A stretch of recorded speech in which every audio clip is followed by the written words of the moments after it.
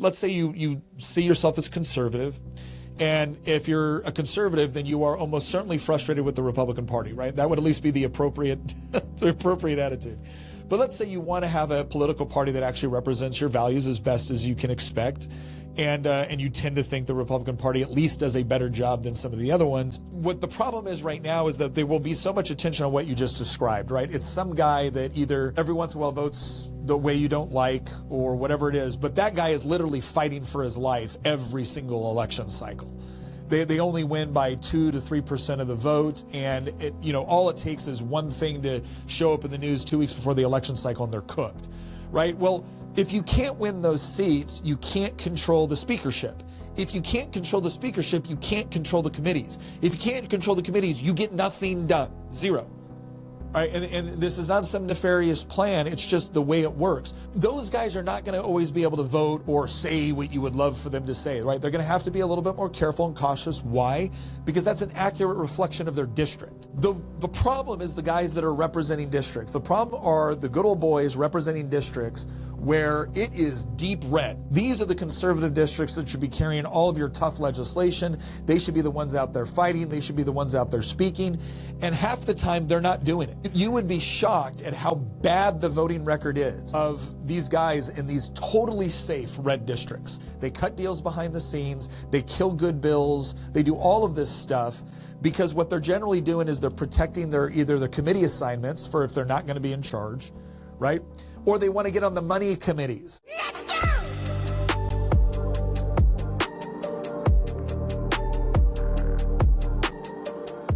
All right. Well, welcome back to I Came With Fire podcast, guys. Today, so excited to sit down and talk to the one, the only Nick Freitas, obviously one of the good ones that the Green Beret community produced. He spent time in the Virginia House of Burgesses. I want to make sure that I say all of this correctly, right? Homeschool father, former Green Beret, 18 Bravo. So we'll let you get away with that one a little bit.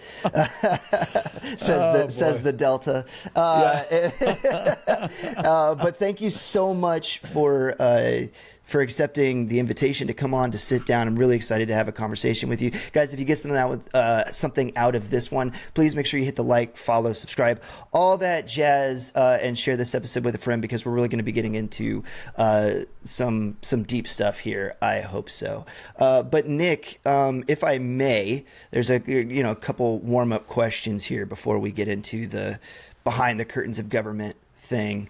You're a homeschool dad, right? You spend a lot of your time advocating for homeschoolers. I'm also a father of 5 now, and we homeschool all my kids as well. So I've been trying to catch you at one of the homeschool conventions, but haven't been able to find the time yet between juggling crib midgets to come over and see you. How did you get into that side of things? Initially, it was purely out of necessity. My wife and I, neither one of us were homeschooled growing up. I mean, to be perfectly honest, both of us thought homeschoolers were oftentimes a little bit weird.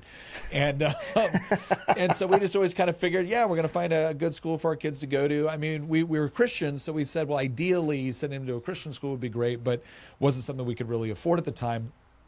And then I was getting out of the service in 2009. Okay. And we were leaving and we weren't sure where we were going to live. We thought we were going to end up in Virginia, but we weren't positive. And so we had to start educating our kids. And so we started homeschooling my oldest daughter, Lily, who was going into first grade at that point. And then we had my son, Luke, who's a couple years younger. And then my daughter, Allie, who's a couple years younger. So my kids now are 22, 20, and 18. That gives you kind of an idea. Started a homeschool, and the idea was, once we get settled, and once we get in a nice, good county with good values, then we'll put them back into public school. And that's what we did. So we homeschooled for a couple of years, got settled, put them into public school. Within a year, we were out again, never to return. And I think the thing for me was that our first inclination that, we didn't think we wanted to have our kids in public school was when when the election for Barack Obama was going on. Our daughter's kindergarten class, her kindergarten teacher, sent the kids home with an assignment to ask their parents if they were going to vote for the first black president of the United States, and if not, to explain why. So you understand like the obvious implication there, right? This isn't just a simple question of, hey kids, we're civics is important. So go ask your kids if they plan to vote, or go ask your parents if they plan to vote. That would have been one thing, but no, it was very specific and very directed in a particular way. And so we're like, okay, that's kind of an ideological push there. And then when we got out to Virginia, we figured, okay, this is going to be different. We're living in a very, very rural part of Virginia, wonderful area. We absolutely love it. And what we found is that there was all kinds of trouble and problems there as well. And it wasn't because every teacher was bad or every principal or administrator was bad or every piece of curriculum was bad, but there was enough of it. And we came to two conclusions. One was we wanted to be the primary educators in our children's life. That doesn't mean that we couldn't have other people help. We had other people help all throughout our homeschooling career. But we wanted to be the ones where we could adjust curriculum as necessary and things like that in order to give our kids a full and enriching educational experience. So one of it was kind of like the protection side of it is we want to protect our kids from, attitudes, behaviors, exposure to things that are age inappropriate. Because when you send your kids into public school, it's not just the teachers of the curriculum, it's also all the other kids. And especially in a world of smartphones, you never know what some other kid is showing your kid.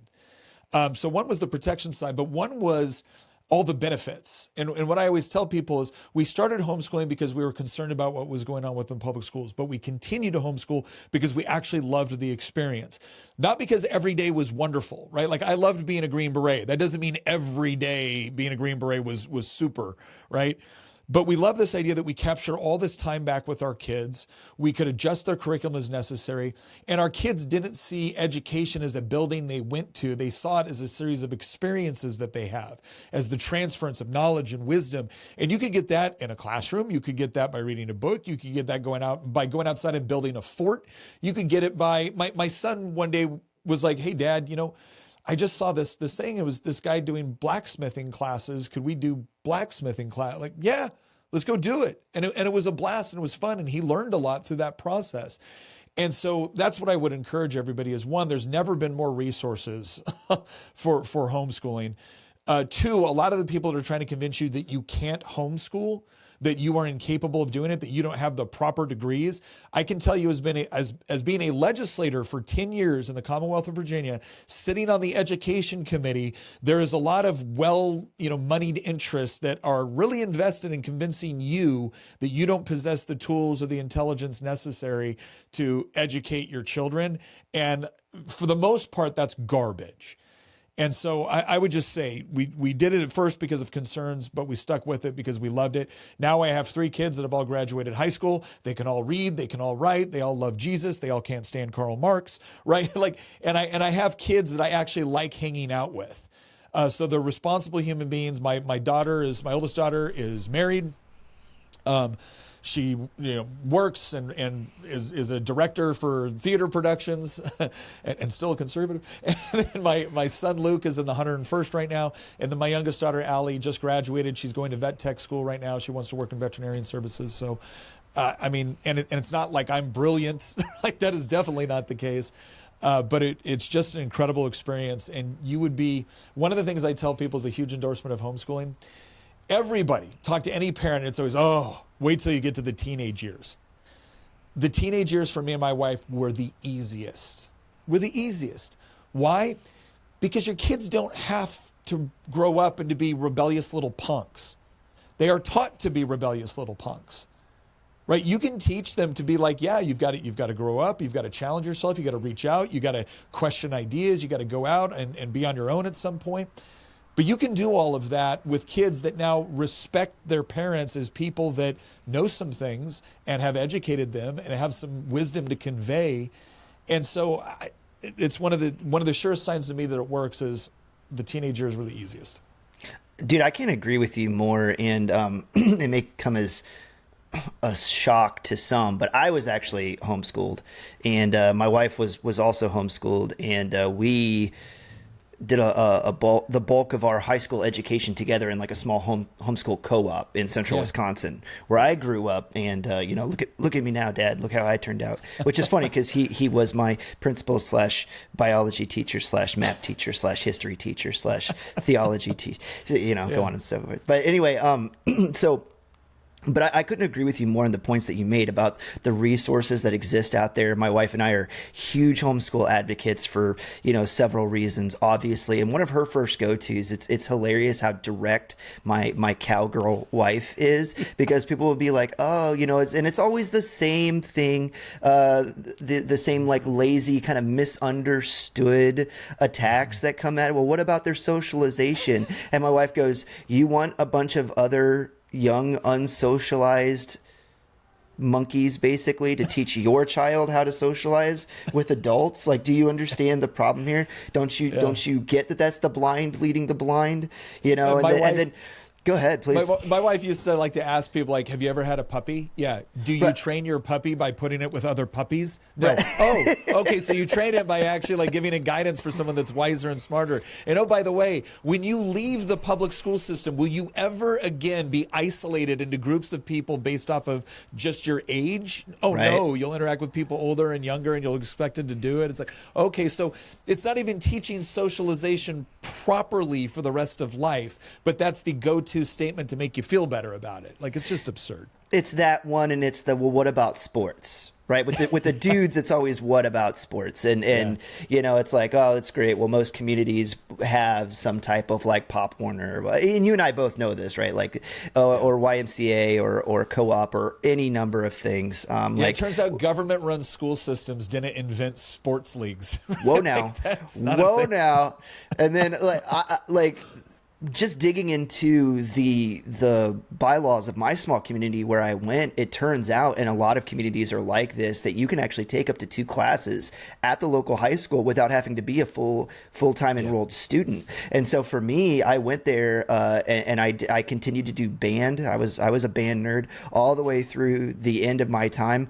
And then there was a couple other like one-off classes that I went there to take, where like sciences and labs and stuff like that, where my dad's like, in order for us to do this, it would be monumentally expensive to get all the lab equipment, stuff like that. So, we supplemented, obviously. But getting back to my wife, it's always so hilarious to me just how bulldogish she is, because she is like radically fundamental on this issue. And I love watching her passion. But, people will ask her and she'll be like, something that I don't ever worry about my kids about? School lunches. My kids have great nutrition because I make it for them. Something else I don't worry about? School shootings.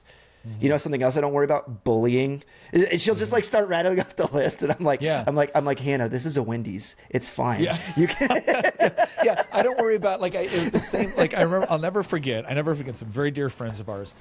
But one of their questions was, "What about socialization?"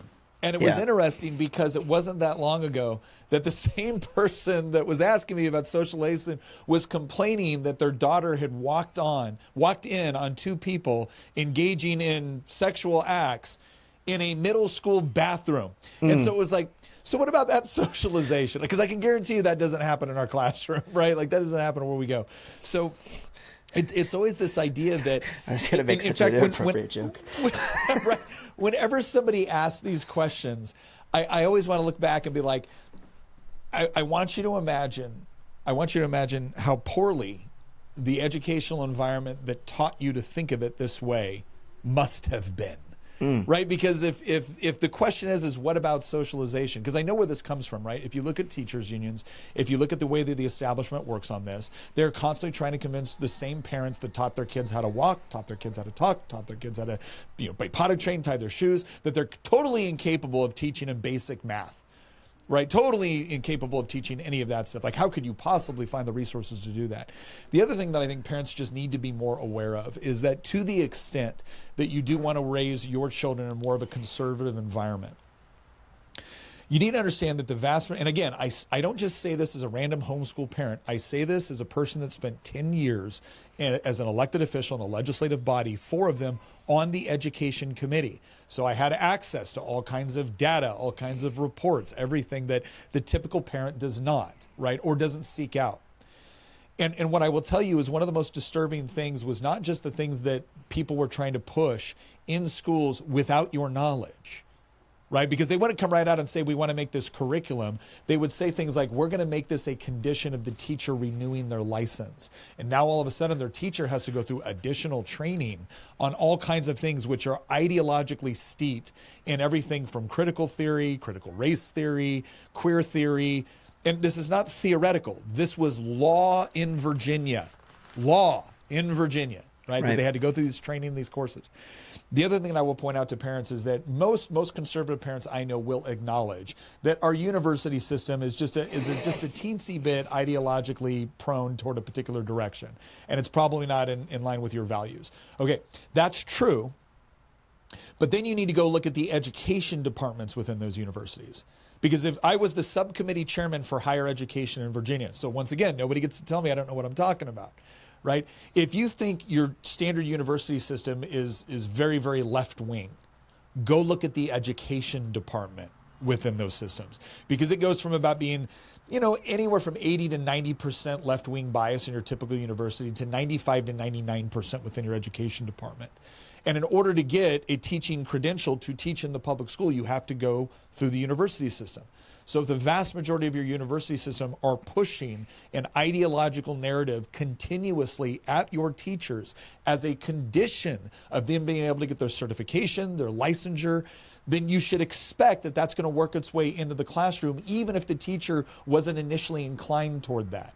And so the way I worded this one point for somebody is, if all of your teachers had to go through Catholic catechism in order to become a public school teacher, you would probably get the idea that maybe Catholicism was working its way into your kids' education, right? And if they say, well, that's ridiculous, go look at the curriculum. We don't have any books here on Catholicism. Yeah, but you required all the teachers to go through catechism.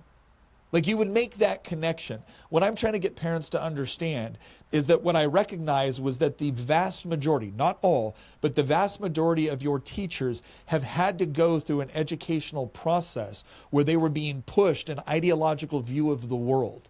They weren't just being told, here's a left-wing perspective, here's a right-wing perspective, or here's a conservative perspective. They were being told, no, this is the way to think about these things. Right. So when you teach history or English or math or science or biology, it needs to be through this lens if you want to be a good person, right?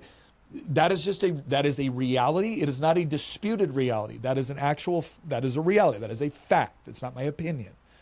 Now, some teachers go through it, kind of recognize it for some of the nonsense that it is, get their teaching credential, and then go out there, and their only concern is making sure that your kids can read, write, do arithmetic, and be good citizens. Other people go into that environment because they look at it as their ideological mission to be able to raise these children up to believe certain things, and they think the classroom is the appropriate place to do that. And if you don't think that's true, go look at what the major teachers unions in this country put in their own documents. So I just want parents to understand, regardless of what you choose, right? What do we say in the military? You can delegate authority. You can't delegate responsibility. Exactly. So as a parent, you have the responsibility. If you want to delegate authority to somebody else, I'm letting you know that a lot of the authorities within the government-run school system, this is the worldview that gets brought into the classroom. And so you have to make an informed decision on what you want to do about that, but don't pretend like it's not there. You're obviously so practiced and polished on making your points, because I can tell that you've made them like thousands of times, right, to get there. But it is, and it's so poignant for you to bring that up, because in the same way that a fish doesn't know it's wet, like when you are inculcated and baptized into the system of leftism and progressivism and really just neo-Marxism, where everything is just fake, gay, and communist now. It just really is, just cutting to the heart of it. But when it's so pernicious, right, that when you show a person that really goes through the entire education system, like all 12 years of it, and then post-secondary education, they come out the other side, especially when they go through the like the education department, like you were talking about, because I have friends that I went to college with, and Indiana Wesleyan University is where I did the first 2 years of my on-campus university years, if you know where that's at, right? Marion, Indiana, and very small Christian university. And I was there right when you were getting out of the military, so 2008, 2009, and I remember seeing Barack Obama's campaign come through, and all the banners were going up, and everybody was so excited to vote for this guy, and I remember just being like, well, I'm listening to his policies, and other than vibes, like, I'm not getting the okay. But I mean, who was he running against? Wasn't it McCain? It was McCain, yeah. So you're like, well, I can see why people are more excited about this over here. I can see where the excitement's coming from. But anyway, that's not where I was trying to go with this. It's just like the walk down memory lane is hilarious right now. But I remember even on that small, very conservative Christian university, watching the students organize a march. This is just small Christian university BS. A march and protest where they had to walk. They walked through the student center with their signs right next to the on-campus coffee shop, which they all stopped at to get coffee during their protest, and they kept going. Yeah. about. Hey, look, say what you want about liberals. They make really good coffee. They make really good coffee, and I'm still out here in the PNW. If my barista doesn't have blue hair and a septum piercing, I'm like, it's probably not that good. Like, so anyway, and this was back the governor at the time, who was Mike Pence. A lot of that stuff was coming out about statements that he had made about traditional marriage and being, they said anti-gay or whatever, but he was just very pro-traditional marriage. And I'm here on a conservative Christian university that was originally started by John Wesley, because of its theology department, to stand up pastors, and we have a student protest going on against the governor of the state of Indiana because he's pro-traditional marriage. And that's when I remember sitting down for the first time and just going, what is going on here? Make this make sense to me. Isn't this in the Bible that we all say that we believe here to come to this university?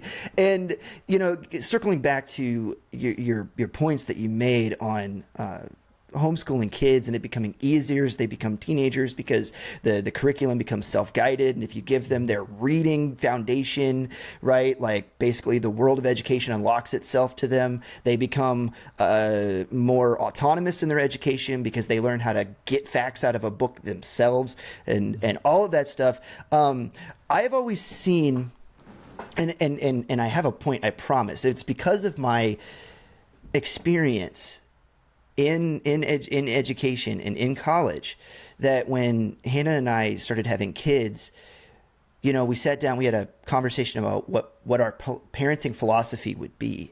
Mm-hmm. And I said, and especially after I learned that I was going to have a boy, I was like, I want to raise a future contributor and net benefit to society. I don't see this as like me having a baby boy. I see this as like I'm in charge of the mental capacity and faculties of a future man. Mm-hmm. And that's a much heavier responsibility to put on your shoulders when you think through it that way. And it all has a trajectory to it and a place we're trying to get to. And it's not just diapers and bottles, and just like we're trying to survive. And it's not just checking boxes. Right. So much of, I've said this before, like, look, let's take out all the ideological stuff for just a second. And let's just look at, how do you provide a good product or service? Like, how do you provide one? Just as a question. Well, you have a mass-produced version, and then you have a more specialized version. And it's not to say that mass production is bad in and of itself. Mass production allows for things to be cheaper and more affordable, and more people can have it, and the whole deal. But we all agree that something specialized or custom is generally better. Now, if I can't have specialized or custom, okay, well, then the mass-produced thing might work just fine. But if I can have something specialized or custom, well, why wouldn't I want that? And the thing is that when you look at your children, I have 3 kids. They all learn differently. They had different objectives. They had different goals. And so we were able to modify curriculum based off of what their goals were, not what some state agency said we had to accomplish or do. And so I'll never forget my oldest daughter. She was in high school, and she's just really, really struggling with Algebra 2. And I remember sitting there, and it was like her freshman, sophomore year. Me too. Yeah, it was freshman, sophomore year. And I said, what do you want to do? Like, we're past the whole reading, writing, and basic math that you need to just survive. What do you want to do? And she listed out the things that she wanted to do. I was like, you know what? None of those require Algebra 2. Yeah. None of those require trigonometry or calculus. None of them require that. Now, your school is going to say, well, you have to go through these things. Why? Well, because you have to be college prep. Well, okay, well, why do I need these for but why do I need these for what I want to do? Well, because you do. Because we've decided you do. Well, I didn't decide that. So I looked at her. I'm like, well, sweetheart, you don't need this for what you want to do in life. So let's adjust your curriculum toward the 3 or 4 things that you would want to do. And your base education is, how do I equip you? You said it best, right? Your base education is, how do I equip you with the tools that you need to survive and unlock learning that you can now do on your own? So you got to learn how to read. You got to learn how to do basic math. You got to learn basic English, right? There's certain things that you need just to survive and to operate and to function optimally. But then it gets into the question of, well, what do you specifically want to do, and how do we arrange that curriculum to be able to provide you the opportunities that either A, really determine whether or not you want to do that thing, or B, equip you with the proper skills to be able to do it effectively. And the thing that we used to always tell our kids is like, look, dreams are great, but dreams don't feed you because they're your dreams. So you got to pick something that's going to feed you. Now, you can either pick a dream that feeds you, right? If your dream is to be a welder, I got good news. You're gonna be able to make money welding. My oldest daughter's dream was to be in the theater. I said, well, I've got kind of good news, right?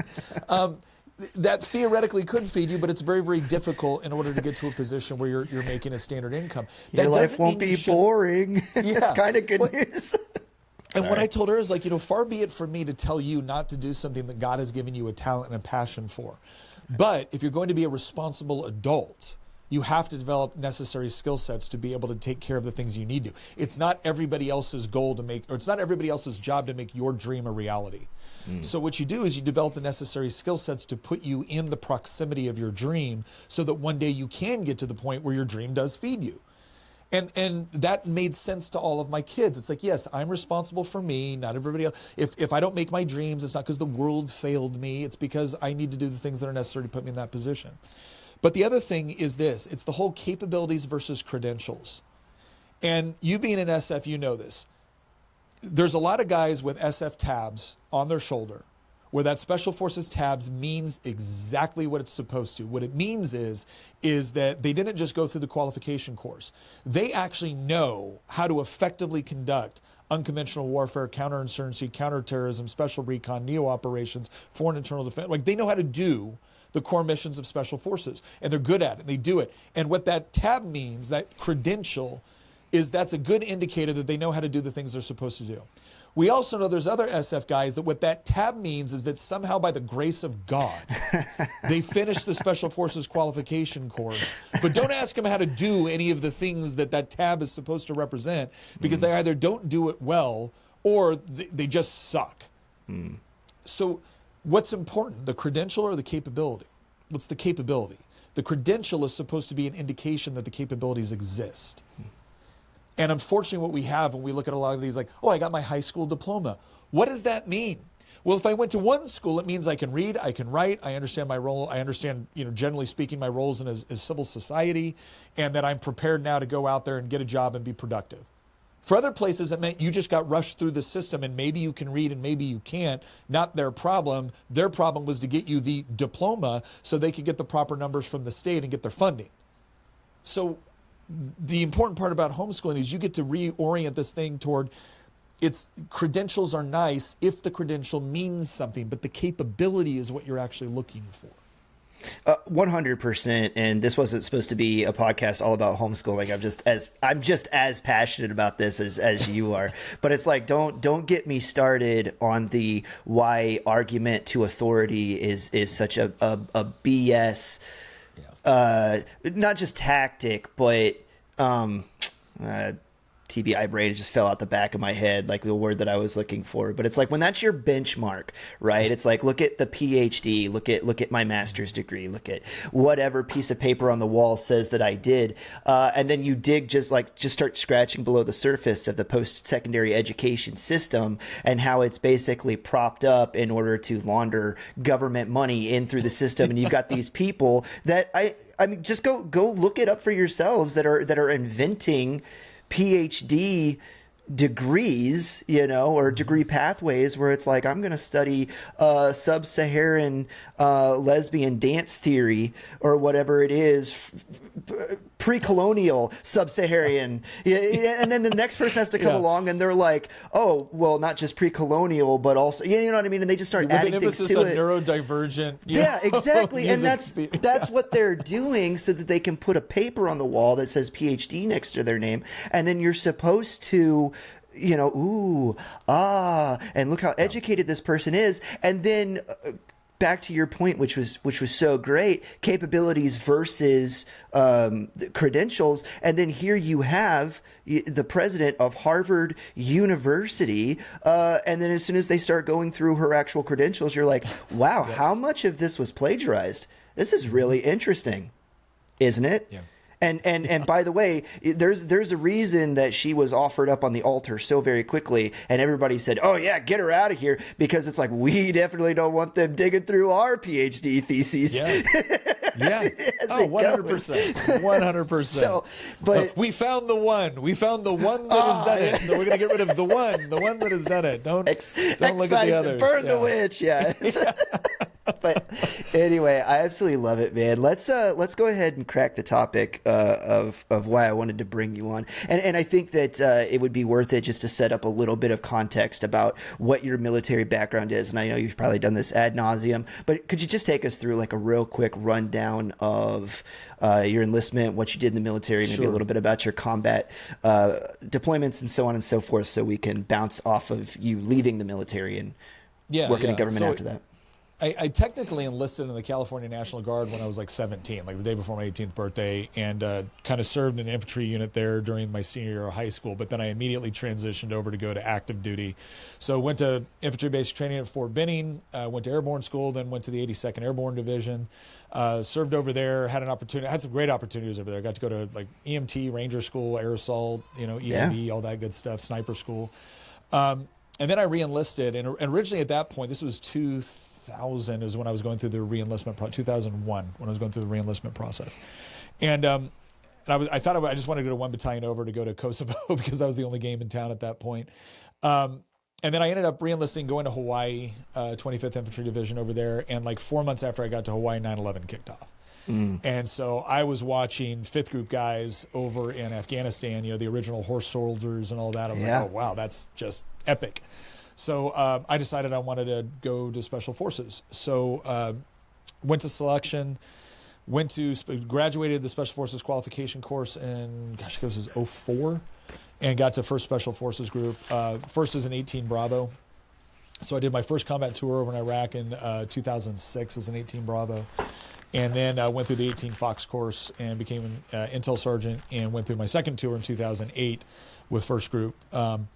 It was then that it was my second tour. We actually had a really good tour. My first tour, I remember being really frustrated. I felt like we weren't as effective as we would have liked to have been. And a lot of that was because I felt like we were dealing with restrictions that didn't make a lot of sense. But our second tour, I feel like we were objectively good at what we were doing. We had gotten a lot of good targets, got some pretty significant targets. And then we got kicked out of battle space. We got kicked out of battle space by a conventional commander that was pissed that we rolled up his number one target and he didn't get to come along on the mission. And it wasn't, we weren't doing anything nefarious. It was, we were out there doing what Green Berets do. We were working by, through, and with our Iraqi scouts, our Iraqi militia. Guy starts, throwing grenades. He gets killed. We roll him over, and golly gee willikers, it's the former number 6 target in Iraq, right? Oh, that's just serendipitous. Yeah. And again, I wasn't, it's not like we knew this was one of his bed down locations, but we didn't think he had been here because there had been 100 separate operations over 4 years at that bed down location, right? Like, right. There have been all kinds of ops to get this guy at this location. It just happened this was the time he was there. So we get kicked out of battle space for it. And I remember thinking, why? And then we get back, and I remember talking to my my sergeant major, Jerry Wynn, great guy. And Jerry's like, you just got done with Sephardic right before you went on this tour. Like, you're about to be a team sergeant. You get to do all this stuff. Why are you getting out? I said, I said, my wife and 3 children have signed up for what it means to be married to a Green Beret and have a dad as a Green Beret. But they do expect that if I'm going to be gone this much, I get to do my mission, and then I don't get punished when we do it well. I said, so I'm just done. And he goes, that's bullcrap, Freitas. He didn't say crap, but you know the deal. He goes, that's bullcrap, Freitas. You stay in, you gain rank, and you fix the problem. I said, well, geez, Jerry, you're a sergeant major. How many problems have you been able to fix? And he looks at me, and he had a couple choice words. I think it was the first time Jerry ever put me at parade rest. But Jerry let me know that he thought I was being a bit of an insubordinate jackass. But then he looked at me and goes, that's a good point. And I said, the problem is not guys in uniforms. The problem is guys in suits. And I said, we got a lot of people making policy decisions that don't understand what it is to actually fight a war, what it is to actually do this. And so that's kind of what got me a little bit. I'd always been interested in politics. My mother had been involved in politics when I was growing up. So I was always interested in political theory. But I didn't think I would be an elected official. I thought I'd get out of the military and I would go hopefully try to inform policy or work on somebody's, the committee staff or something like that. But instead I ended up getting elected to a state legislature. So yeah, and that's exactly where we're going with this. So one of the things that we try to do here on this podcast is kind of break down these systems and structures and really try to peer behind the curtain and see how things really work. And I know I was sitting in on one of your, you call them like backstage or whatever. And I know that you've talked about this with a lot of your closer followers quite a bit, because you're not running for re-election this cycle, right? So you're saying that I'm no longer in office. Okay. So already out, which, kind of a bummer for me when I heard that, only because it's like, man, like I've been rooting for you for such a long time. But like, obviously everything comes in stages and life comes in cycles, and God moves us where he wants us. So, but it's some of the things that I've heard you say about it and what it's like to go through the constant fundraising cycle and dealing with your endorsements and the behind the scenes deals and stuff like that. It just sounds awful.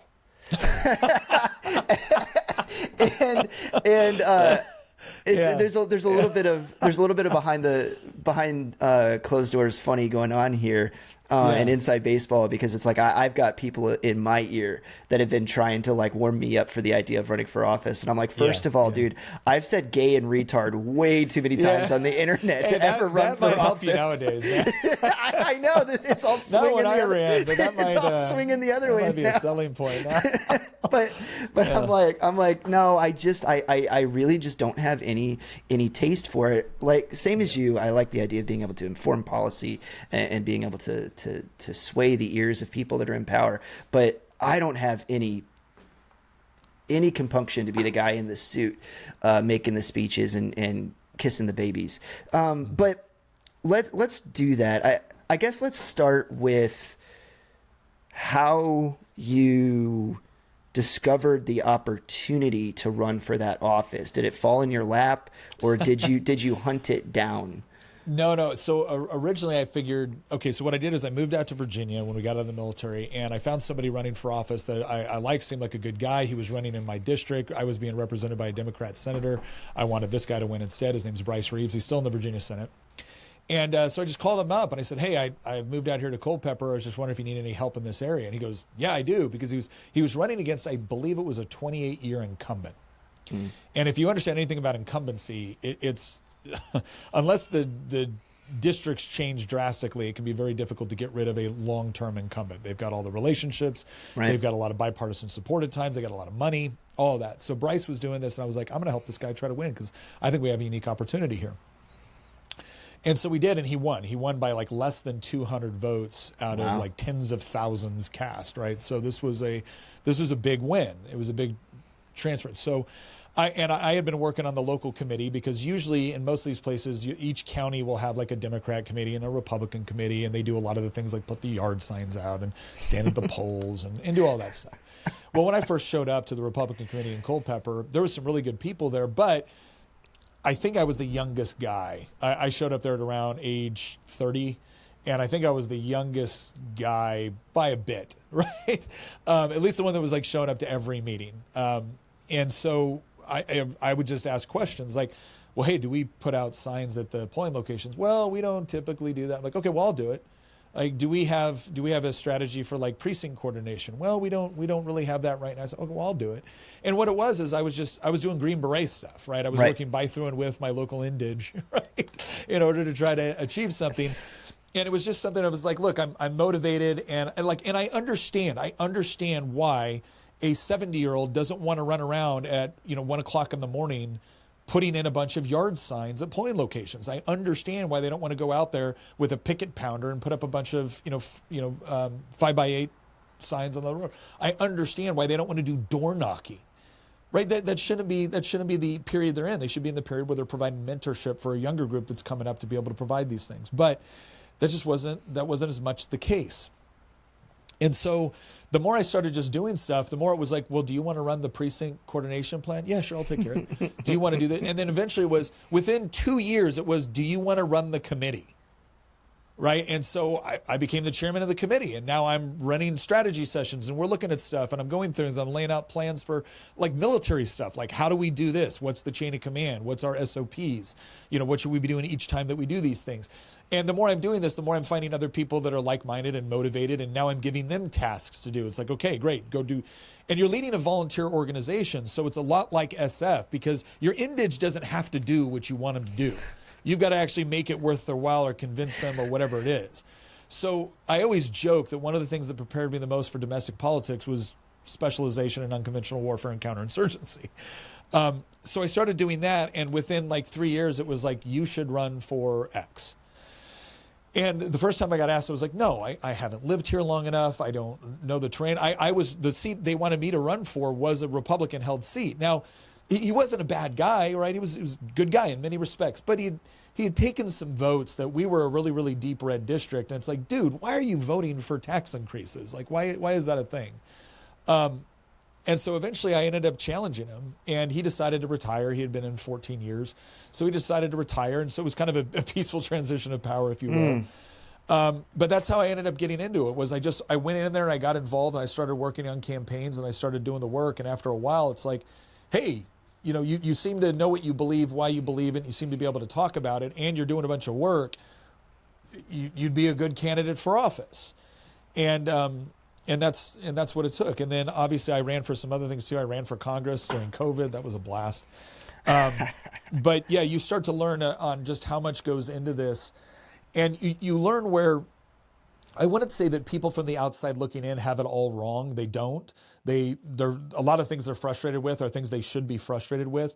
But I think they misunderstand why those things happen the way they are. It's easy to chalk it up where everyone's just a lazy, coward, greedy idiot, when in reality, no, that's not the case. That's not what's actually going on. It's actually worse, right? Like, I wish we could just explain it that simply, but that's not what's actually going on. And so now I try to spend more time explaining to people, okay, I'm not in, right? I got nothing to win or I got nothing to gain by telling you, whatever it is. And so I'm hoping people are listening more when I explain that, no, here's the problems, and this is why these things work the way they do. Yeah, that's exactly where I'm going. I want to pull the curtain back and expose like what the problems are. I've heard you say recently, and I was like, daggone, that is exactly like what people need to understand. Where you were saying like, hey, let's stop holding the flame under the butts of these dudes that are in the swing districts, right? Because they're doing everything that they can do to just eke by on like 1% of the vote or like 0.5% of the vote to stay in office. When it's like you've got D or R plus 25 over here, and then you look at the voting record and you're like, what's up, horrible, dude? Why? It's horrible. You know what I mean? They win re-election every year with 70% of the vote and never get held accountable to anything. because they're kind of, the term is overused, but what they're colloquially known as the good old boys, right? They're just part of the establishment. They've been there forever. And, oh yeah, I vote for Doug each time. Doug's a great guy. And it's like, do you know Doug voted this, this, and this? No, Doug wouldn't do that. No, Doug did it. Doug did it. Year after year after year after year, Doug did it. And they just won't believe you. But what happens is if we, let's say you see yourself as conservative, and if you're a conservative, then you are almost certainly frustrated with the Republican Party, right? That would at least be the appropriate attitude. But let's say you want to have a political party that actually represents your values as best as you can expect, and you tend to think the Republican Party at least does a better job than some of the other ones. What the problem is right now is that there will be so much attention on what you just described, right? It's some guy that either every once in a while votes the way you don't like or whatever it is, but that guy is literally fighting for his life every single election cycle. They only win by 2 to 3% of the vote, and all it takes is one thing to show up in the news 2 weeks before the election cycle and they're cooked, right? Well, if you can't win those seats, you can't control the speakership. If you can't control the speakership, you can't control the committees. If you can't control the committees, you get nothing done. Zero. All right, and this is not some nefarious plan. It's just the way it works. We go through a lot of legislation. We have to have a committee process where people can focus in and specialize on certain things, right? You want that. But then what ends up happening is whoever has the majority controls the committees. So obviously you want to win some of those seats which are really, really contentious and swing districts. Those guys are not going to always be able to vote or say what you would love for them to say, right? They're going to have to be a little bit more careful and cautious. Why? Because that's an accurate reflection of their district. That's an accurate reflection of their constituency. The problem is the guys that are representing districts. The problem are the good old boys representing districts where it is deep red. Like these are the conservative districts that should be carrying all of your tough legislation. They should be the ones out there fighting. They should be the ones out there speaking. And half the time they're not doing it. You would be shocked at how bad the voting record is of these guys in these totally safe red districts. These guys can vote the most hardcore conservative every step of the way, and they don't. They cut deals behind the scenes. They kill good bills. They do all of this stuff because what they're generally doing is they're protecting either their committee assignments for if they're not going to be in charge, right? Or they want to get on the money committees. The money committees are things like appropriations. Why do we call it a money committee? Because those are the committees which allocate or craft the budget of Virginia. Turns out, if you craft the budget of Virginia or you craft the budget of the United States government, there's a lot of interests out there that want to give you money to your campaign because they really want you to hear their position and understand why their particular industry or their particular program or their particular welfare entitlement is super duper important, right? And if they can help you get elected, well, then there's an expectation that you're going to give them the time of day. Now, one of the biggest misconceptions that people have is that you have all these industries out there buying votes. Typically what happens is they're not buying a vote. What they're doing is they're getting the politician into office that agrees with them, and then they're giving them money to keep them there, right? Like, let me give you for instance. Nobody in the anti-gun lobby ever came to my office and offered me a huge campaign contribution in order to sway my vote on a bill. Why? Because that would have been the biggest fool's errand on the planet. I would have laughed them out of my office. There was no way I was voting for anti-gun legislation because I believe it's a fundamental right protected within our Constitution. So I believe that for moral and practical reasons, law-abiding citizens should be able to own firearms. You're not going to pay me any amount of money to get me to not think that way. So people would point at me like, oh my gosh, you know, the National Association of Gun Rights or Gun Owners of America or Virginia Citizens, they all supported Nick Freitas and that's why you voted this way. No, they support me because I vote this way. That's the difference. So that's typically what is happening, is money is coming in to support the candidates that already vote the way that those organizations like. Now, the only time where that might be different is that if you have an issue or you have a particular bill that's not quite as clear. Or maybe you take more of a neutral position to it. And now all of a sudden, maybe they're trying to influence you in a particular way. But those usually aren't on the big bills that are the most controversial. Usually most people know how they're going to vote on the big controversial bills. The problem is that, again, you have people in super safe districts that what they want to be is they want to be the guy controlling money. because that's how they bring money home. That's how they, get stuff back in their district. It might give them a sense of importance and power because they have this sort of control. Because when you're in elected office, you get treated very differently. Even when you're in a state legislature or a citizen legislature, like most states are, when you're in session, all of a sudden you're better looking and you're funnier and people want to give you things and take you out to dinner and they want to talk to you and you're important. And it gets very easy for people to make that the core component of their identity. And so the thing that I would want people to understand is that a lot of the frustrations they have with things like money and politics are valid frustrations, but a lot of the things that they seek to solve that doesn't solve it. It just shifts it. And a lot of the things that they think are causing people to vote a particular way is not necessarily accurate. And the people that they consider to be the biggest problem in politics usually aren't. A lot of times it's the nice guy that shows up to all the farmers markets and goes around and shakes hands and kisses babies and then goes to D.C. or goes to the state capitol and takes votes on things or kills bills behind the scene that you never will see. And you're like, no, why would they do that? Well, because when they do that, they're horse trading, right? By killing this bill, they're getting bipartisan support for the thing they want over here. Or if they're in a really red district, but the Democrats are in charge and they want to make sure that they're on the committee the committee assignment that they want, okay, well, they'll quietly kill things behind the scenes as long as they get their budget amendments. And so they'll do things like that. And that's what people need to be more aware of and be more frustrated about if they really want to affect change. Yeah, absolutely. And man, you do such a good job of describing it. It's so frustrating.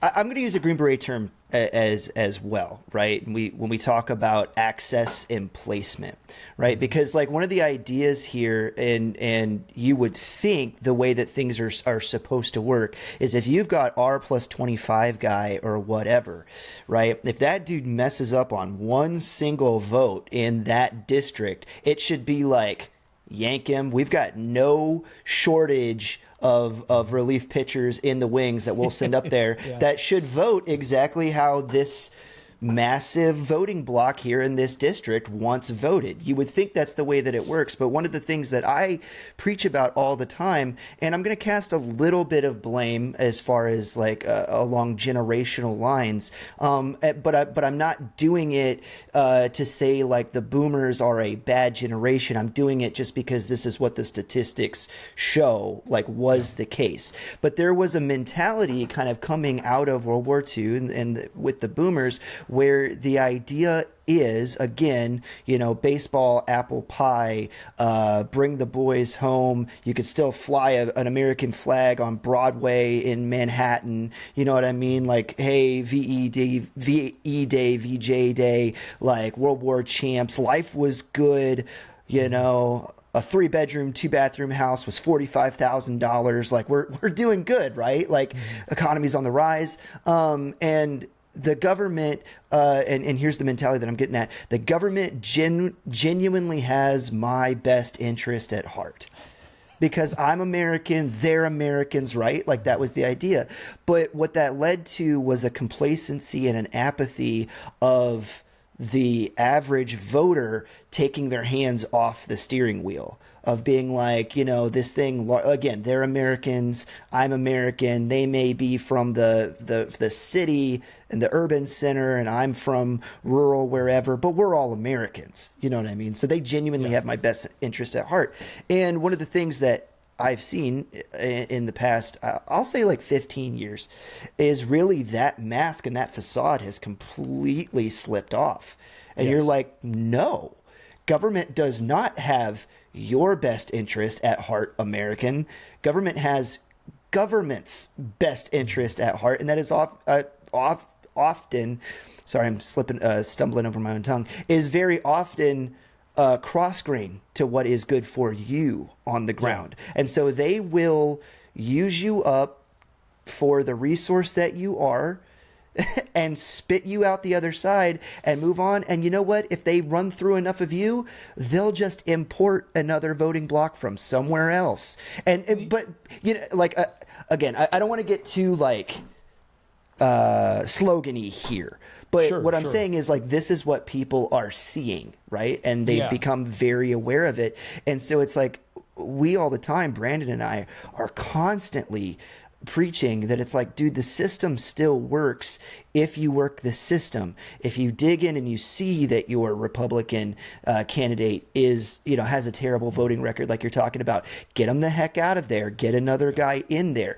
I like to say that politicians are like toilet paper, like use them until they're too soiled and then get a new one, right? Like they're not meant to go and be part of government for decades and decades because power corrupts and absolute power corrupts absolutely. And we know these things and we say all these sayings to ourselves, but then in reality, we think that we can put government on cruise control and walk away as if it's not made up of people that have their own self-interest as built into the system and just keep themselves in there. And so it's because of that this access and placement thing becomes very important for people to understand, because exactly what you were describing, when you have the incumbent that, he clears his second, now he clears his third election cycle, and now he starts to be entrenched in the system. Can you kind of describe to people so they understand the context of like the relationships and kind of like how the spider web starts to touch all these other things, and why bigger interests now are like, that's the guy? I guess just kind of... I think what people need to I think you understand what I'm getting at. So we use terms like the government does, and we use these terms for obvious reasons, but Milton Friedman liked to point out is government doesn't do anything. People in government do things. And so people have bias, people have self-interests, and that's just natural, right? It's the political class is not separate from the rest of humanity. They're just the people that happen to have been elected or appointed or whatever else it is. And so they're going to bring their own experiences, their own worldviews, their own bias into all of this. I used to tell people whenever I would have people come to me and be like, Nick, if we elect you, are you going to do what we, the people, demand? And I'd look them right in the eye and be like, nope. And be like, what do you mean, nope? I'm like, because what does that even mean? Right. You explain to me. What does that mean? Am I going to do what we, the people, demand? Okay, so I represented 80,000 people in the Virginia General Assembly in my district. Is there any way I could ever do anything that all 80,000 of them would all agree on? If the answer is no, well, then each one of those people get to walk up to me and be like, you didn't do what we, the people, demanded. Because it's not we, the people. I had 80,000 individuals in my district that wanted different things at different times for different reasons. Right? They would say, oh, are you going to represent everyone equally? What does that even mean? These are terms that we like to throw around without actually thinking about them. And it goes back to exactly what you're saying. It's like we put our minds on autopilots with this stuff. And we all know what we mean, but then when we don't get what we want, we think we've been cheated somehow. It's like, no, here's my job as a representative. My job is to go out to you, the constituents, you, my voters, and not just the people that voted for me, but the voters in my district, and say, this is what I believe. This is what I believe. This is why I believe it. This is what I plan to do when I get elected. This is the legislation I plan to carry. These are the votes I plan to take on these issues. And you should have no confusion about what my worldview is or what my intentions are. And then you get to decide, you know what, is that representative of what I want? Is that the sort of person I want? Is that the sort of worldview I want? Is that the sort of decision-making process that I want? Why? Because the voter isn't going home and then looking over 2,000 pieces of legislation and digging into each one in order to decide whether or not it's good policy. They're not following it through the subcommittee and committee process to see what was amended and why and how and for what reasons. They're not doing any of that. My job's to do that. And so my job is not to do what we, the people, want as if all of the American people think the same way about each issue. You go look at the makeup of Congress or any state legislature and tell me that we, the people, all agree on what we want. We don't. But if I'm honest with you about what I believe and why, then you can be reasonably certain that you will always understand why I voted a particular way. And you'll be able to hold me accountable if I vote very differently from what I told you I would do. So that's the first thing. It's about understanding what is the nature of what makes a good representative. You are delegating authority to me to make decisions on your behalf within a legislative body. Now, within that legislative body, because I also would hear this, Nick, you talk a lot about this, but you don't get anything done. I'm one vote out of 100 votes in the House of Delegates. But you can't just get it past the House of Delegates. You also have to get it past the Virginia Senate. That's 40 votes. Oh, and then if you get it past the Virginia Senate, now you need the governor to sign it. So I am one vote out of 141 that are necessary theoretically just majorities in each of those, right? So now what it's 51, 21, and 1 for the governor to sign it, right? I'm one vote out of all of that. So my job and what I'm responsible for is to carry the bills, vote for the bills, advocate for the bills, and inform you about what's going on. As long as I've done those things, I've done my job. If it doesn't pass, well, then maybe I can analyze how I can do things better. But ultimately, I don't control whether or not it passes, because guess what? We've set up a system of government where we don't want one person deciding everything. So part of it is understanding the very nature of government. And then you got to get into what are the perverse incentives that happen as a result of all this. There is a reason why our federal government was never meant to be the massive behemoth it has become. If you look at our federal constitution, it wrote very, very strict enumerated powers for the federal government, precisely because it didn't want the federal government responsible for managing the economy, or managing where you worship, or managing how your kids were educated. It didn't want that. The states were free to make those decisions on a state level.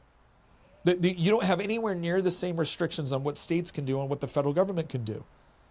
But then one day, during the progressive era, we decided to massively hand over a whole swath of power to the federal government through the federal income tax, through the Federal Reserve, through the 17th Amendment of the Constitution for the popular election of senators. And then after FDR and the New Deal, all of a sudden we started accepting that, well, yeah, what the federal government should do is it should collect massive amounts of taxes, which means it should take money away from the people that have earned it, put it into a massive federal bureaucracy that is then going to have my interests in mind.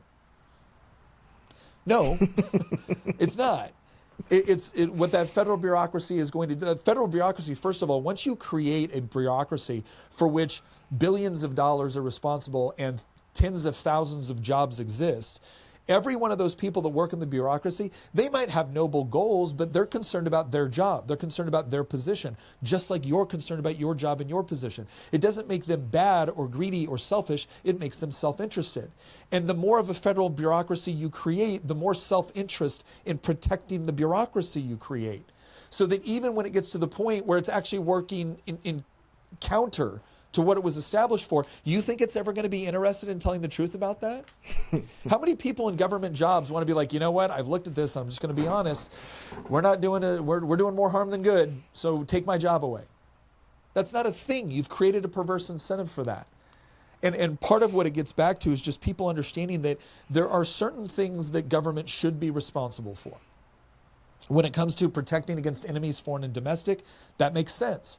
It makes sense for us to collectively say, hey, look, we're all going to pay taxes for this purpose of raising an army, which will be specifically focused on protecting our country and our borders. It makes sense for us to say, hey, you know what? We're going to pay taxes for having a police force so that if somebody comes in and breaks in and steals my stuff, there's someone I can go to, there's a party I can go to that will go out and seek to give me justice. Right? It makes sense for us to say that, look, if somebody decides that they want to hurt other people and they don't want to play by the rules, they get to be segregated from the people that do want to play by the rules by putting them in prison. This all makes sense. It even makes sense on some things to say, hey, look, maybe we need a federal interstate. So how should we go about the business of working together in order to achieve some of these infrastructure projects or things like that? But this idea that the federal government would have this much control over your healthcare, over your education, over your job, over all this stuff was never intended, because the founders understood the perverse incentives that automatically work their way into that equation. And I used to tell people all the time where they would say, every time I go to the DMV, every time I call up a government agency and I get the runaround and I get this and I get that and nobody wants to help me. The government is not efficient. And I would always stop and be like, whoa. No, the government's not efficient to you because you're not the customer. What do you mean? I'm the taxpayer. Do you vote on their budget? Well, no, you're right. I do. When I was in the General Assembly and I called up a government agency and I wanted an answer, I got it. Lickety split. Why? Because I could have an impact on their budget. I was their customer. Not you, me.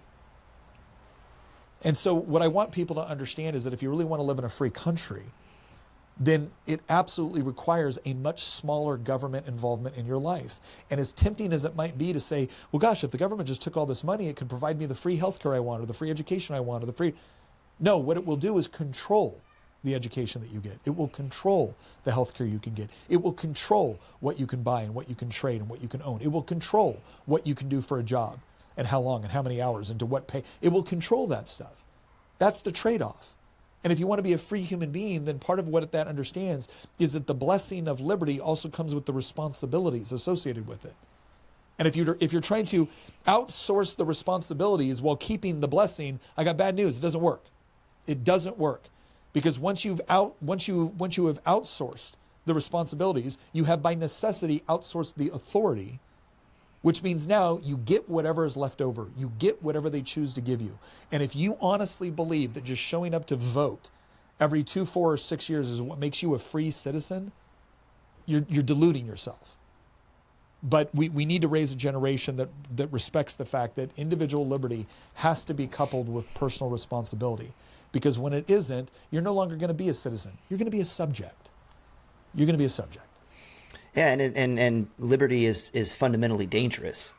Like by nature, if he were here, Brandon always likes to make the analogy of the lion that's in a zoo. And it's like, sure, he could outsource all of his security and could outsource all of his uncertainty and make sure that he's got 3 squares a day and be confined to these 4 walls.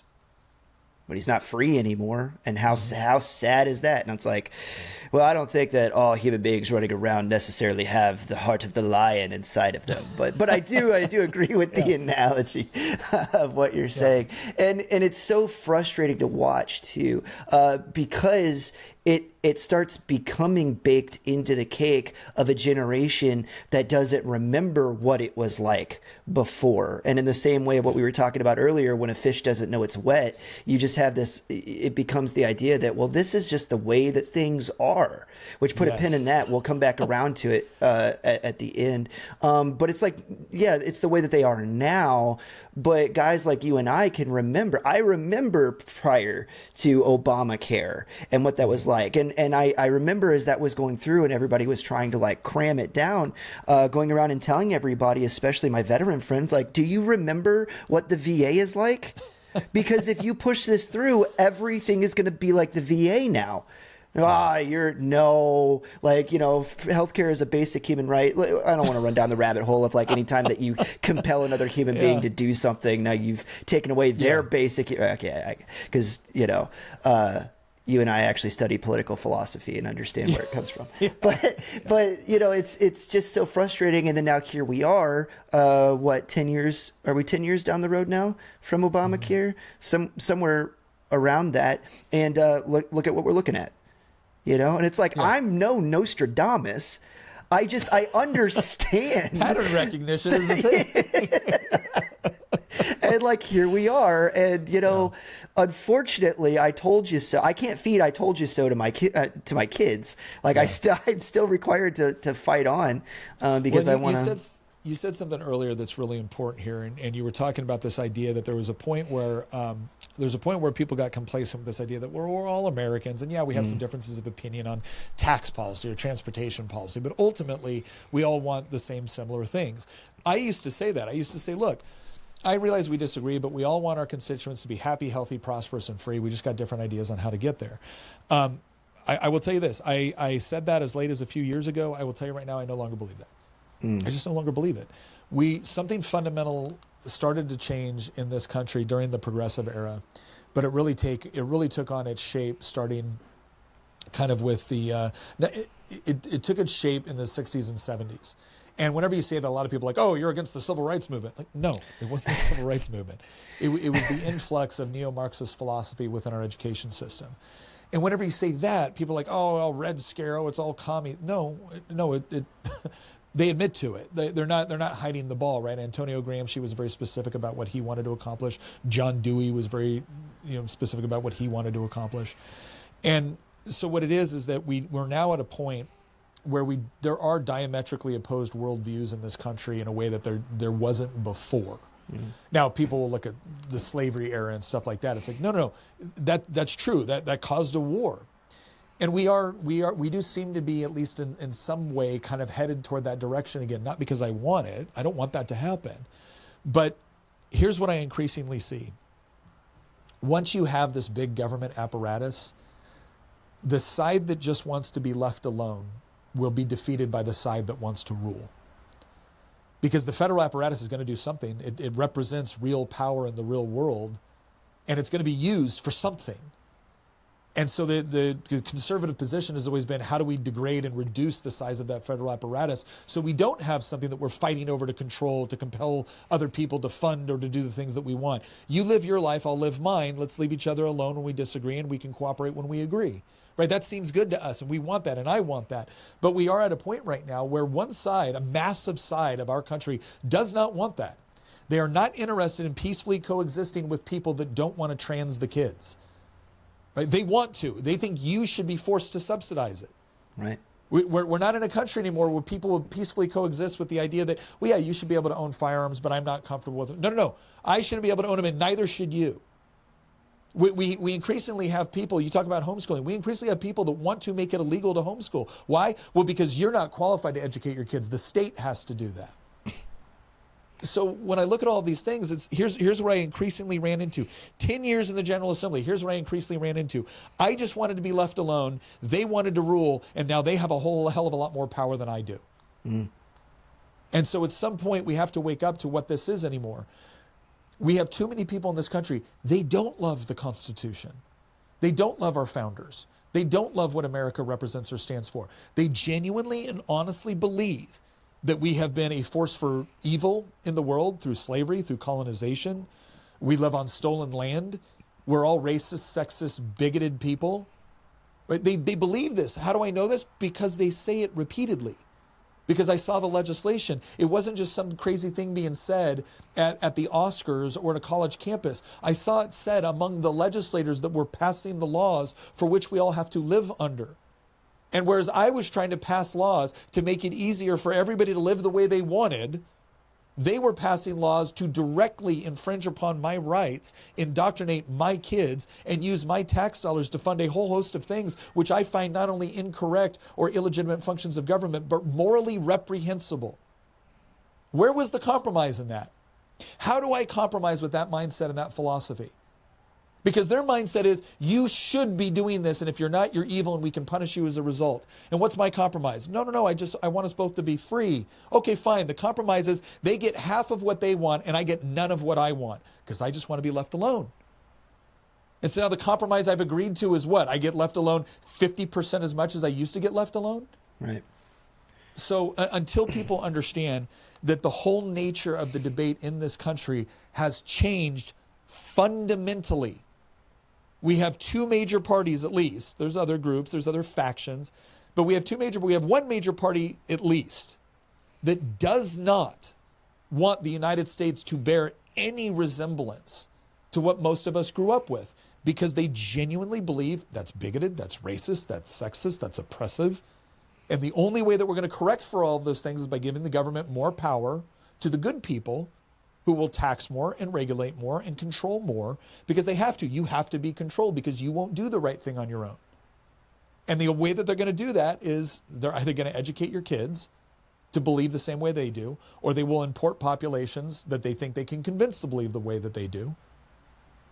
But nobody gets to tell me anymore that I'm being crazy or I'm a conspiracy theorist, because I did the work. I went into those organizations. I went into those institutions. I ran for the office. I tried to do things. I tried to work with people on the other side of the aisle. I tried to do all of these things. And increasingly what I found was this: they don't want to work with me. They don't want me to be able to live the way I want. They think it's bad and I must be corrected. And provided that you give them power, that is exactly how they will use that. And we are watching that unfold in Virginia right now. And I'm no longer, I have no more patience for people that don't want to pretend that that's not going on in real time. Yeah, I remember watching you burn your Twitter account down with that. There's a particular essay that you put on there about, it's basically in the same vein of the same sentiment that you just said, and I was after just Charlie got killed. Yep. And I was just like, burn it down, burn it down. I had your back 1,000%. You know, and just to throw a little fuel on your fire, it's never enough. No. It's never enough. You yield one little step, and you're like, okay, uncle, here's the whatever, right? And you capitulate just a little bit. Yeah. Do they ease up at all? Do they take one allegation back? At any point did they ever go? Do they come back and say, "I'm sorry, we went too far"? Right. You're right. No, they always increase the temperature. Yes. And then when something bad happens, they play the victim. Right. But it never works in reverse. Let me give you a perfect example of a time where the right raised the temperature in a way that I disagreed with. January 6th. Mm-hmm. Right? There were a lot of people that were just there and weren't doing anything wrong. There was other people that were doing something wrong. They were doing something wrong. Okay? Now, whenever the left does something wrong and somebody gets hurt or somebody gets shot or somebody gets killed, all of a sudden we're all supposed to stop. We're all supposed to lower the temperature. We're all supposed to compromise with the left. They get half of what they want and we get nothing of what we want. Okay, so January 6th was that for us, right? We had a lot of people that went up there. Some of them did inappropriate things. Some of them did illegal things. One of them got shot and killed. Was the left's response to be like, oh my gosh, the right is really upset. It's time for us to come to the table and compromise and hear them out because they're very upset. No, it was to bring the full force of government down on top of anybody that happened to be within 2 city blocks of the Capitol that day. I had a constituent that never went into the Capitol, never did anything illegal. But because surveillance camera caught him with a camera on the square, not even in the Capitol. 3 years later, they showed up with guys with guns to arrest him. It was such a bad charge that the judge eventually threw it out with prejudice. But he had to go through that entire process. Was there anybody on the left said, let's lower the temperature? No, it became an excuse to actually push this even harder. And so, again, I'm not asking anyone to like it. I'm not asking anyone to be comfortable with it. But I am asking them to recognize it for what it is and then make a very, very hard decision on what they want to do. Because the good news with all of this, here's the best news of the day. When we talk about collapsing birth rates in the United States, that's not among conservatives. Right. Conservatives have above replacement birth rates. Yep. So why do we keep losing? Well, because we hand our kids over for their education, right? We hand our kids over for their education. If we just said, look, there's a lot in politics I can't control. There's a lot of things I'm frustrated with and I don't know what to do about it. I'm going to give you what to do right now. This is what to do. Get married, have kids, don't let the government raise your kids. You raise them, right? You raise them with your values, you raise them with your beliefs. And you don't just prescribe that to them, you explain it and you have the conversations and you challenge them. And here's what you're going to find. You're going to be a lot happier in your marriage. You're going to find you're a lot happier with respect to your kids. All of a sudden, what everyone tells you is, oh my gosh, the teenage years, you actually enjoy because now you have young kids that understand what they believe and why and are willing to engage and challenge and grow. And you get to watch all that process. And the whole time you were saving your country. Mm-hmm. The whole time by focusing on the things that were important with respect to your relationship with God, your relationship with your spouse, your relationship with your kids, you were doing one of the most fundamentally important things you could possibly do to actually save your country. And if there's one thing I want to leave people with, I'm not saying give up on politics. Still got to vote, still got to get out there, still got to talk, still got to advocate for the things that you want. But the biggest impact that you are going to have generationally is investing that appropriate time within your marriage and within your kids. And if you do that correctly, we can win the whole thing in one generation. I couldn't agree with you more, and put a pin in that because I wanted to circle back around to that conversation. That was going to be the come up for air on the end. But I did want to ask you, going back to kind of the behind the political curtain, about this notion of the Uniparty, right? Because again, it's kind of like a slogan-y thing, but I actually was building a thumbnail just the other day for a short that I was building, and it took me exactly 10 seconds to look up a picture of Mitch McConnell giving Nancy Pelosi a fist bump on the floor of Congress, and Lindsay, I've seen Lindsay shake her hand and whatever on the floor of the Senate as well. And so it's like, it's a well-known thing. And I've got buddies that run around in DC, and they've told me it's like, there are well-known bars or pubs or whatever just down the street from the Capitol building, and they're like, if you go in there at a certain time, you'll look in the back rooms, and it's like there's Senator so-and-so and Congressman so-and-so, and they're sitting there having drinks together like they weren't just calling each other racists on the floor of Congress just a few minutes ago. And so it's like, I think a lot of people know it, and they sense it, right? And it's definitely become a talking point where, and I agree with it in sentiment, but also I'm always very reticent of, as soon as you start using Marxist ideology and building in groups and out groups and being like, oh no, it's not left versus right, it's elite versus the people. And I'm like, you mean like the bourgeoisie and the proletariat? Like now you've just come full circle, my man, like quite literally. But still, there is a certain amount of it that is true. And again, it goes back to the idea, like you said, it is self-serving. Everybody comes to this. It's not government, it's people in government. Everybody has their own self-interest when they come into these things, and they take these positions. But I would like to hear you talk about it from your experience in the Virginia government, or what you saw behind closed doors. Because I remember last example, and I'll send it back to you. Do you remember Madison Cawthorn? Yeah. Okay. He was on with John Lovell and sat down, and they had a podcast. And he just kind of dropped it. It was one of the funnier moments that I've ever seen on a podcast, because you could tell that John was legitimately surprised and was like, whoa. What? Okay, what?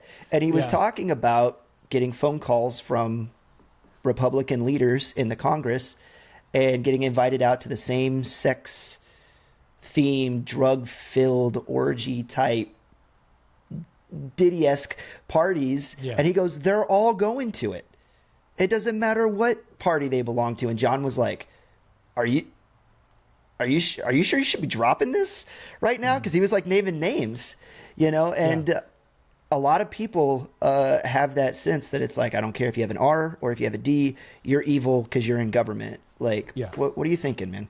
Or how can you explain to us? It's lazy. That's what it is. It's okay. Here's the problem.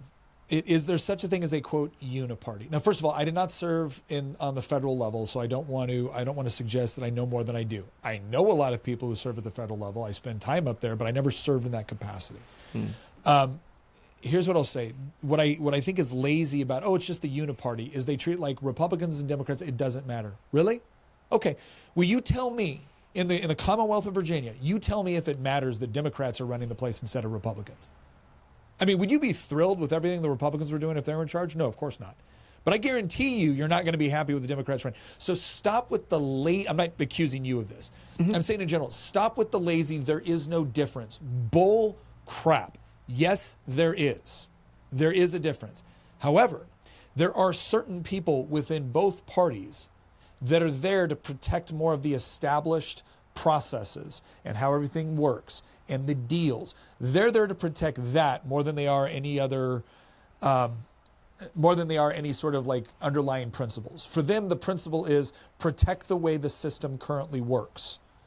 And the nature of the system is that obviously you're going to have times where you got to talk to people on the other side of the aisle. So there's a video of me, and we have this tradition in Virginia that at the end of session, it's like the last Thursday before session, there's this one pub down there, and they did karaoke, and people would come, and it was a way for legislators and their staff and everyone else to kind of come and blow off steam at the end, because there was that push to try to be like, hey, look, we're all still human beings. Let's see. So did you just show them how we do in first group? Yeah, I did. I'm a first grouper, man. I'm going to do some karaoke. For those of you who know, you know. But yeah, I would get up there and I would do that. And there was one person I used to always fight with on the floor.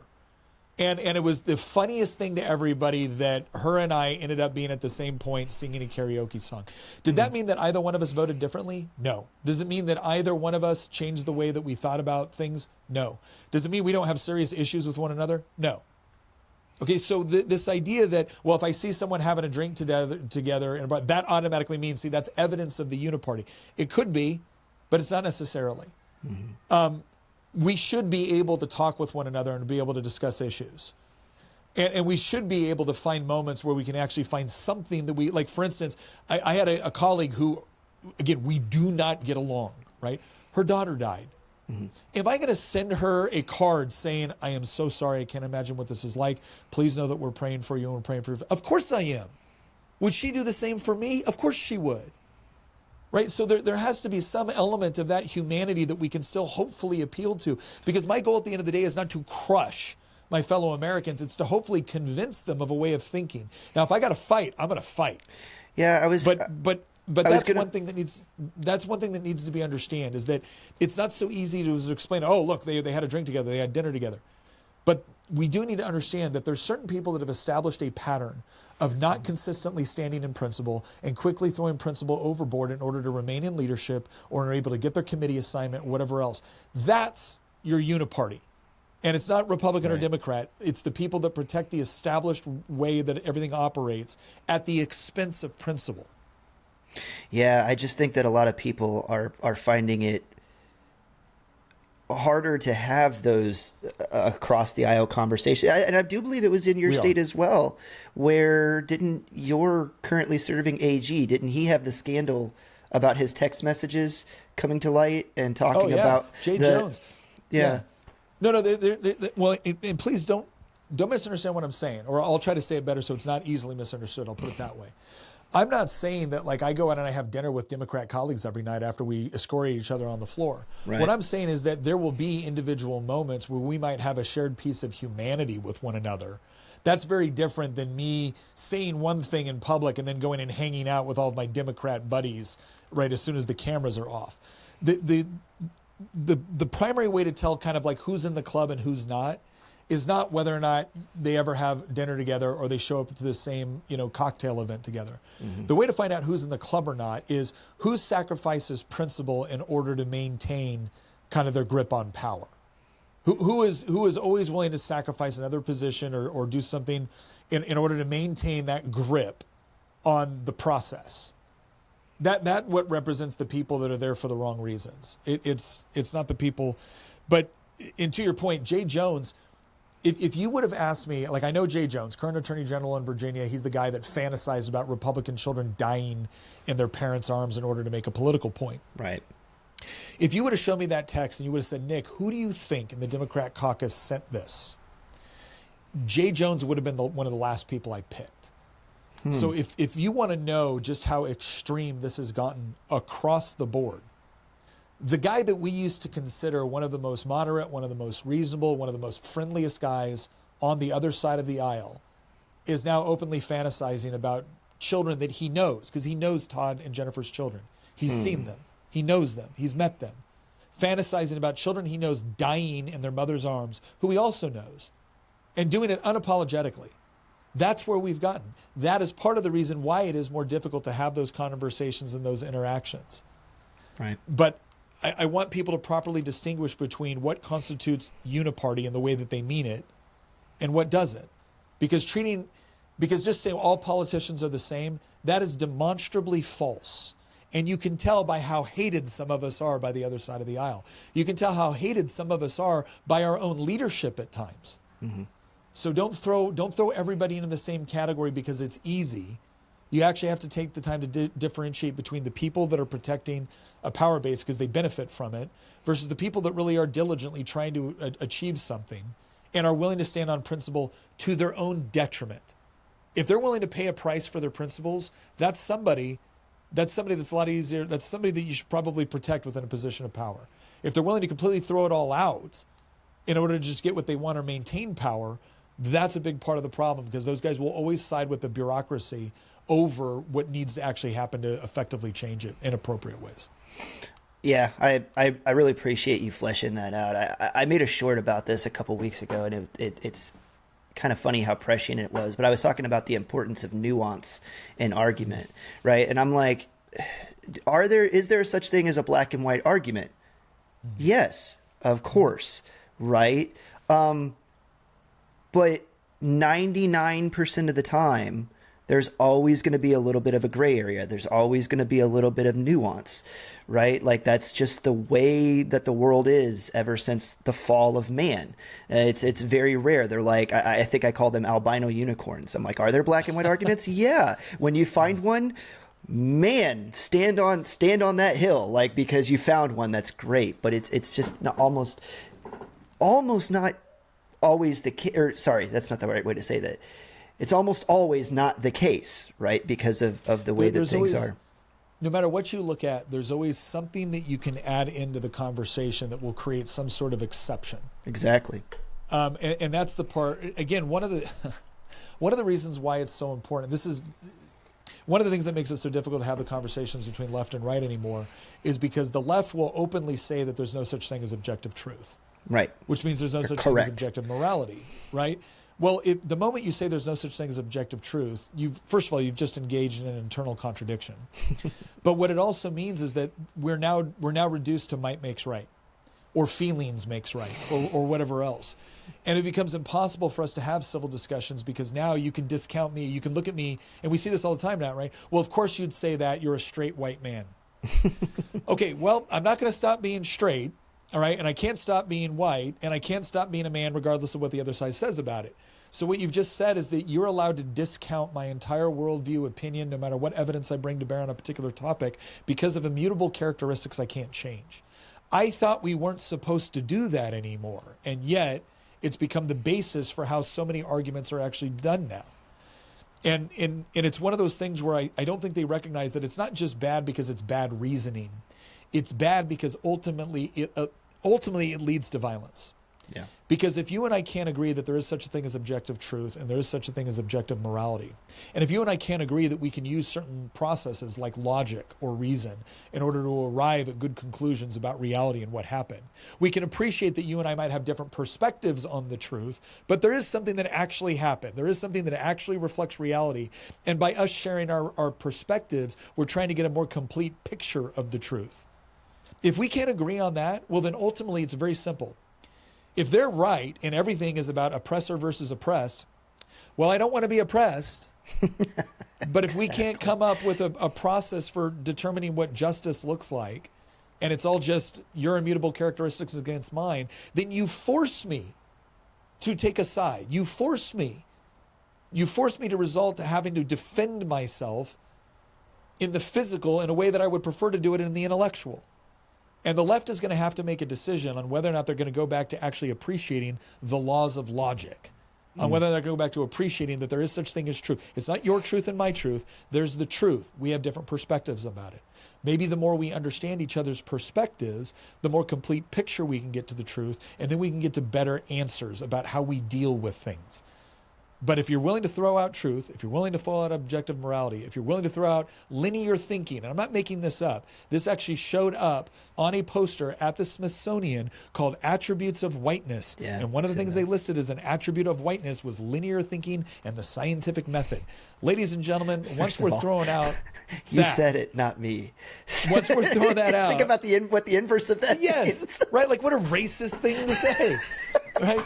You said it, not me. I didn't. But if they're going to say this, well, then what are we left with? Right. We're left with force. And I don't want that. I don't want that to be the world I live in. I don't want it to be the world my kids inherit. But I'm right there with you. And the imagine if the shoe is on the other foot argument is so lazy. I know it is, but I want to say this just because I want to be on microphone saying this. Like, could you imagine if somebody was like, well, of course they're going to think that way. They're a gay black woman. Like, you can't trust anything they say. Could you imagine? Somebody was just like, their minds. Right? It's like, but this is the world that you've created, not me, right? And of course, taking it back to the political philosophy, we both understand that all it is about is creating an us versus them. It's about the friend-enemy distinction. It's about in-groups. It's about out-groups. It's about castigating one group as completely morally bereft or bankrupt so that you can pin all in the same way of the Uniparty argument. If you can just say, well, that's all elites. See, but you've succumbed to the same...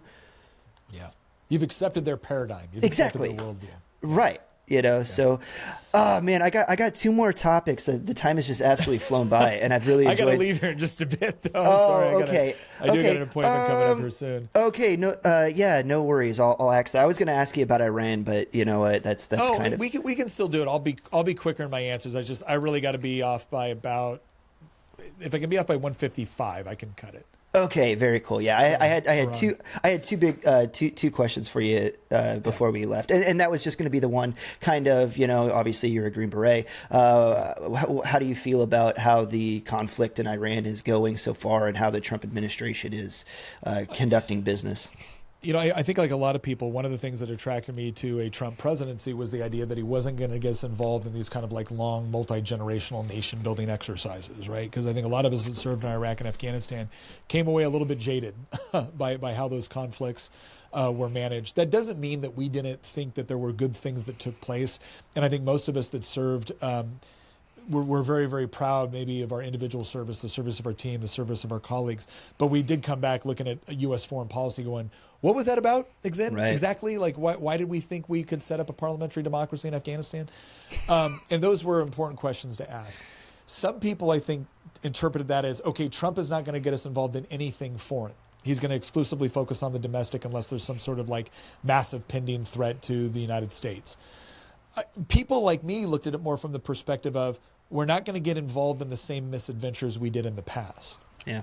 And so when he took out Maduro, I was like, okay, cautiously optimistic. When he said we're going to run Venezuela, I was like, whoa, wait, what? Mm-hmm. Right. But if you look at it now, we're not running Venezuela, right? It's not like we have 30,000 troops placed in the streets of Caracas, right? That's not going on.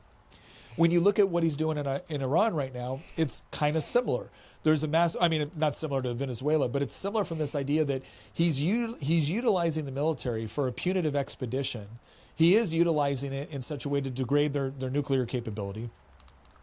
But the other thing that I think he waited on in order to make like a massive strike that we're seeing right now was, I think he was waiting on the thing that most Green Berets would say is essential.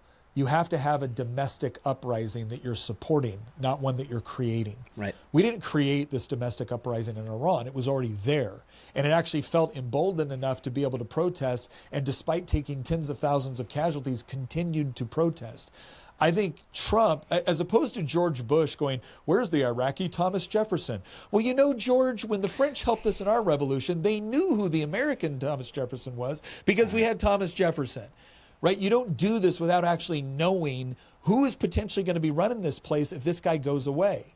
Well, what those massive protests in Iran, I think, signified to Donald Trump was, okay, there is actually a mass resistance in the country willing to take casualties, willing to fight with a leader that they can potentially bring to bear that would be far more friendly to the United States. Okay, that is a necessary precondition.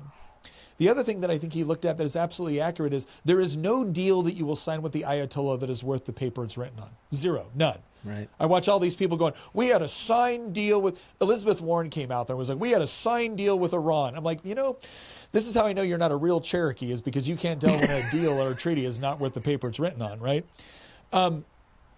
So one of the conditions was he had a government that he knew he couldn't work with. Another condition that he knew was that, okay, there was a popular uprising within the country that was large enough to potentially be able to overthrow the government if they had the kind of support that would degrade the IRGC's capability. And then what did he use to do it? He used the two branches of the military that have the most standoff capability and the most technological advantage, right? Our air power is just, people do not understand the overwhelming strength of the United States Air Force and our naval air capacity. They look at it like, well, we got this many jets and they've got that many. You're not even talking about the same thing when you're talking about a Raptor versus a MiG-27. That's not even the same thing, right?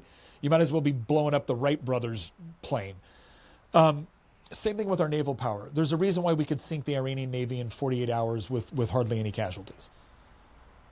It's because we possess overwhelming military superiority. So I think what Trump is trying to do right now, this is no guarantee that it's all going to go the way we want, but if we add it up, he did wait for a popular uprising to actually go for something like regime change. He did use standoff capability. He did inform the Iranian people that we're not going to fight the war for them. This is their opportunity to take it over. We're going to decapitate a regime that we think is horrible and hostile to the United States. Accurate. We're going to go ahead and degrade any sort of capability they have to make nukes. Accurate. Right. We're going to completely degrade their offensive military capability. Accurate. Right. We're going to do all these things. And then what did Iran do in response? They didn't just attack us in Israel. They attacked Saudi Arabia. They attacked Qatar. Is kicking Hamas out of the country right now. Yeah. Right? They attacked UAE. Iran, in their response, managed to do something that we all thought was possible. They got Saudi Arabia, Qatar, UAE, and Israel on the same side of a Middle Eastern conflict. I agree. Right? So the thing that I would say is, I'm not asking anybody to be happy about this, to be comfortable with it. I'm not asking for that. If Trump decides to send over 50,000 U.S. troops, I'm going to be pissed. Same. Because I don't think that's our role. But I do think we need to distinguish a couple of things. One, the circumstances are different, the conditions are different, and American leadership is different. Because I don't think Trump is foolish enough to believe that, well, if we just spend enough blood and treasure, we can turn Iran into whatever we want it to be. Nope. There has to be an organic solution to what happens with the Ayatollah. It has to come from the Iranian people.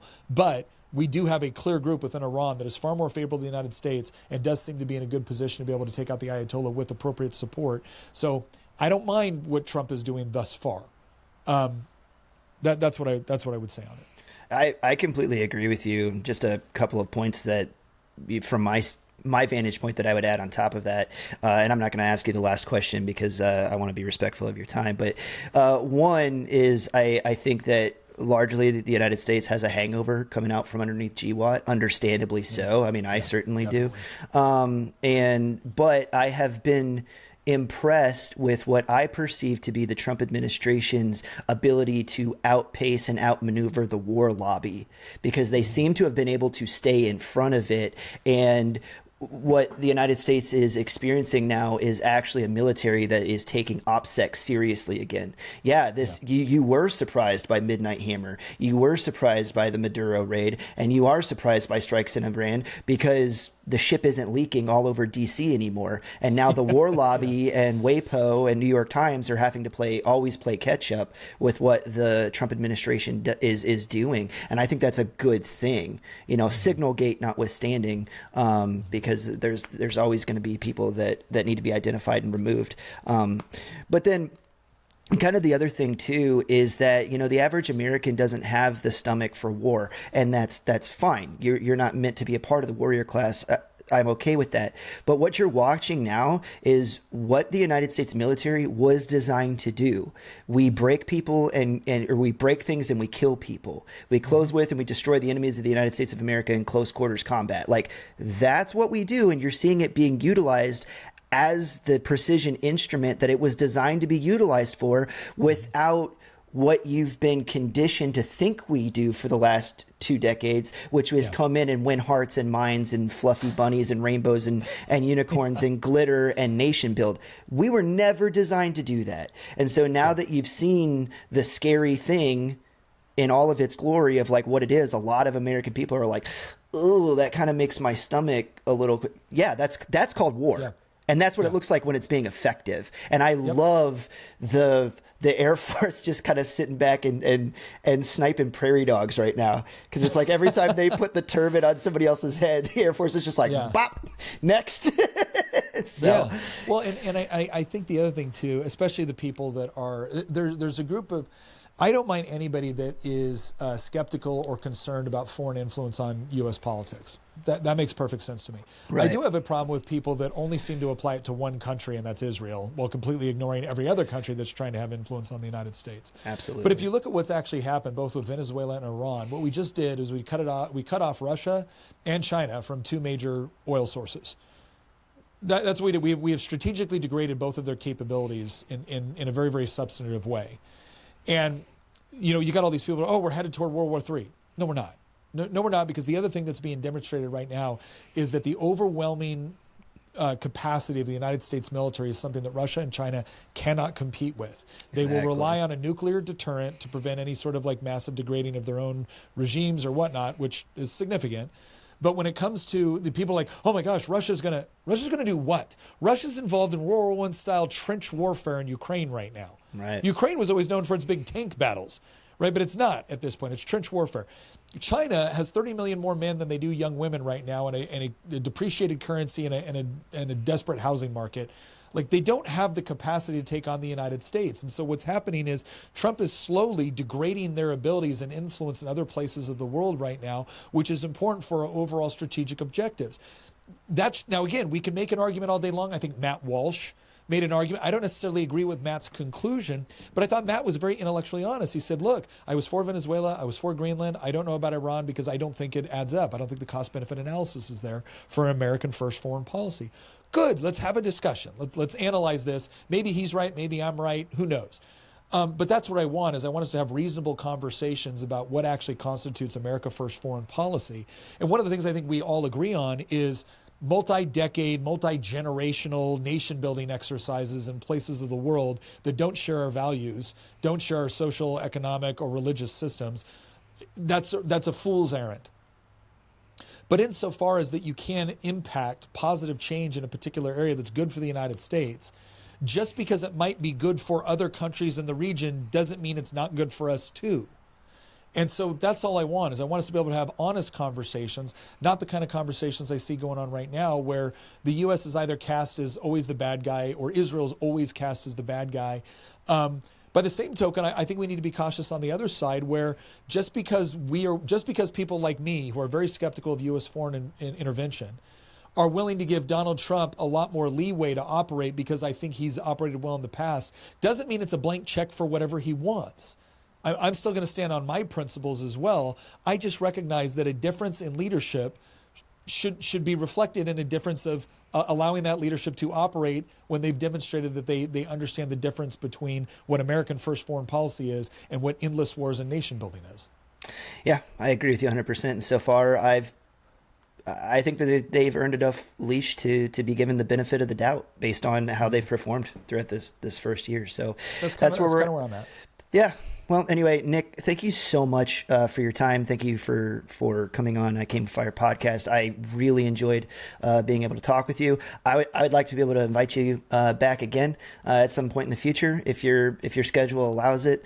Sounds good. Yeah, I hope you guys enjoyed the conversation. Please go ahead and do all of the social media things like follow, subscribe, share with a friend, all that stuff that I'm honor bound to have to tell you to do because it's the nature of this business, and I hate it because it kind of feels like being an emotional stripper sometimes, but that's the way that it is. So anyway, guys, thank you so much for hanging out. I hope you enjoy things. Go with God and don't be a dick.